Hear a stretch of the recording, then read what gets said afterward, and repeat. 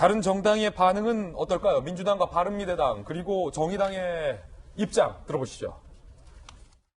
명분이 없음을 넘어 민폐입니다. 정치 초보에 뭐라도 해야 할 것 같은 조바심, 그 이상도 이하도 아닙니다.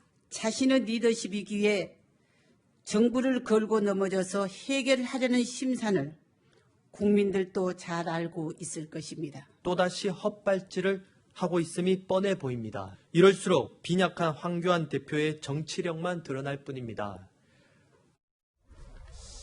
제가 좀 답답한 것은 저도 이제 국회 출입해봤잖아요. 정부 출입도 해보고 김 장관님. 네. 물론 황교안 대표가 얼마나 이 절박한 심정으로 진정성 있게 저런 행동을 하는지에 대해서는 많은 상당수 국민들도 공감을 할 테지만 정치라는 게 마음만으로 하는 게 아니잖아요.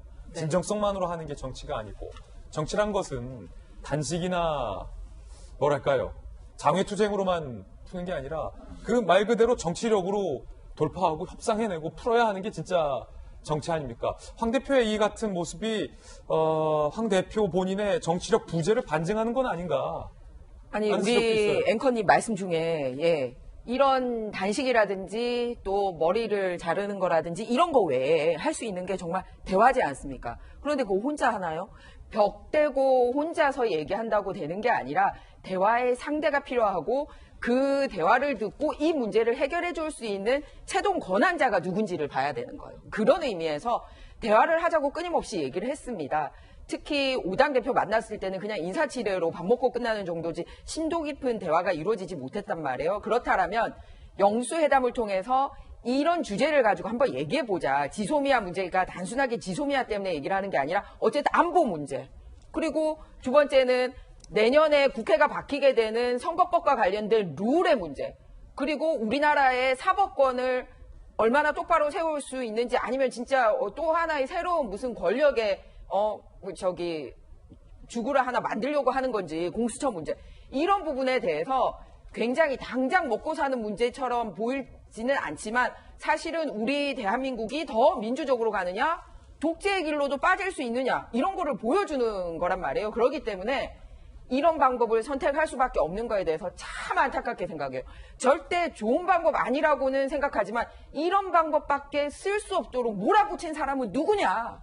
이런 부분에 대해서도 알아줬으면 하는 건데 예를 들어서 어젯밤에도 정무수석께서 나오셨어요. 그러면은 이게 우리 것이 아니다라는 뜻으로 얘기하기보다는 이 문제에 대해서 빠른 시간 내에 아니면 당장 오늘 밤이라도 대통령과 들어가서 대화합시다. 가세요라는 것보다 들어갑시다라고 됐어야 된다라는 거죠. 네.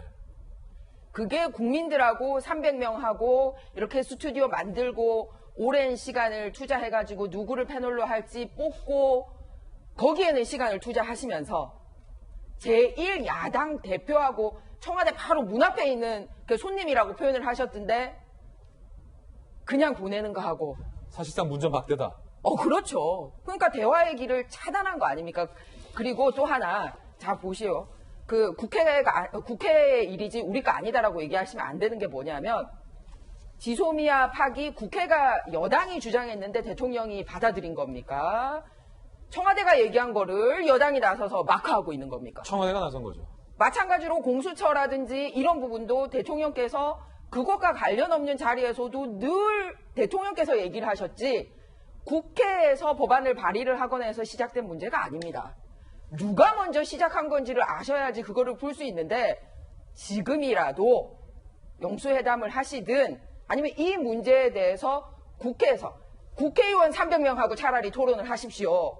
국민들 300명하고 하실 그 정도 용기가 있으시다면 그렇게 해서 풀어나가는 모습을 보이는 게 대한민국 국민들이 원하는 방법이지 않은가 그렇게 생각합니다. 지금 흥미로운 의견들 옆에서 전개해 주시고 계세요. 이 황 대표의 단식이라는 방법에 대해서는 좋은 방법은 아니다. 국민들에게 또 하나의 걱정을 제1야당 대표가 이 추운데 끼쳐드리는 것 관련돼서는 다들 부적절하다라는 의견을 동의 주셨는데 그 원인이 황 대표의 정치력 부재다. 김영주 의원.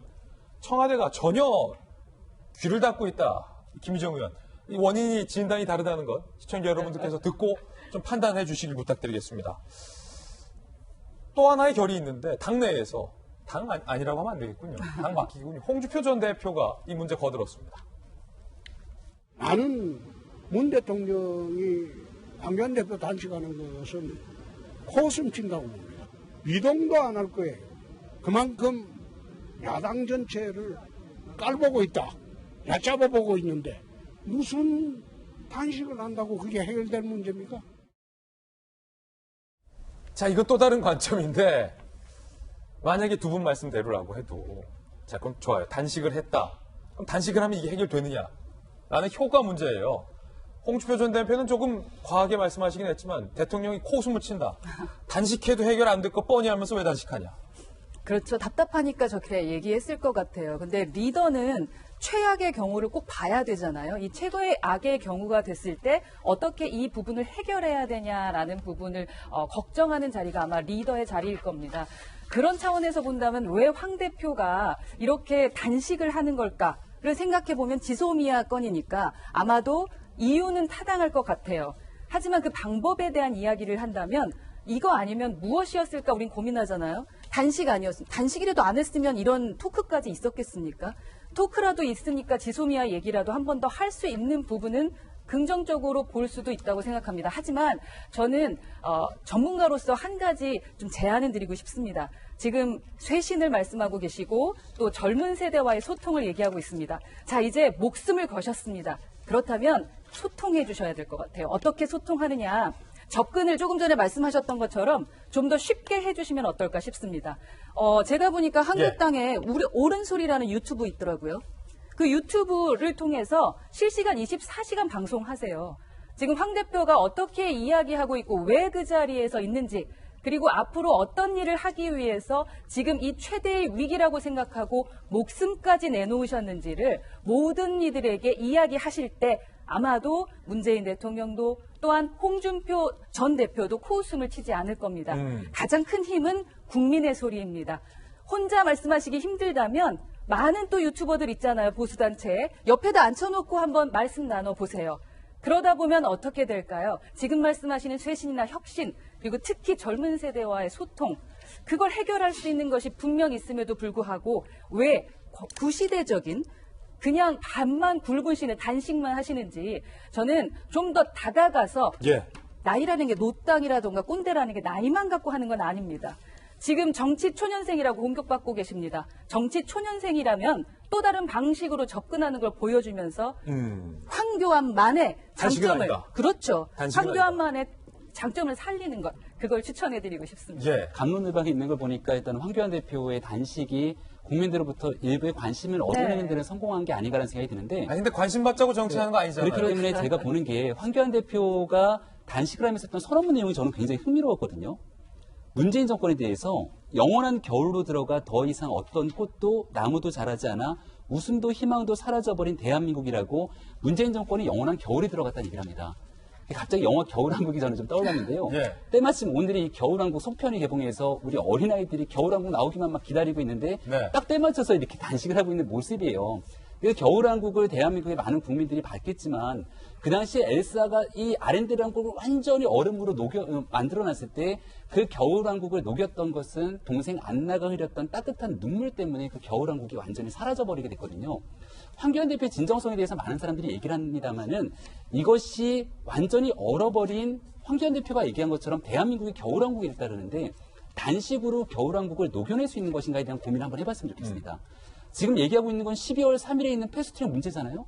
근데 지금 패스트트랙에서는 조금 전에 홍준표 전 대표도 얘기한 것처럼 더불어민주당과 청와대 입장은 강경합니다. 이것은 단식으로 풀 수 있는 문제가 아니에요.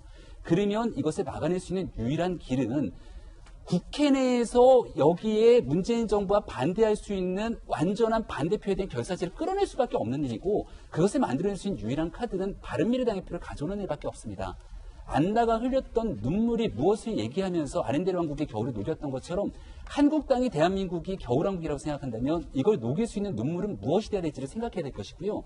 저는 그것이 단식의 역할이라기보다는 모든 정치력을 동원해서 이 문제를 풀어내기 위한 회법을 황교안 대표 본인도 잘 알 거라고 생각합니다. 다시 한번 대한민국을 겨울왕국이라고 생각한다면 이걸 녹이기 위해서 자유한국당이 해야 될 일이 무엇인지를 진지하게 한번 고민해 주기를 부탁드립니다. 자, 국내 정치 상황 짚어봤습니다.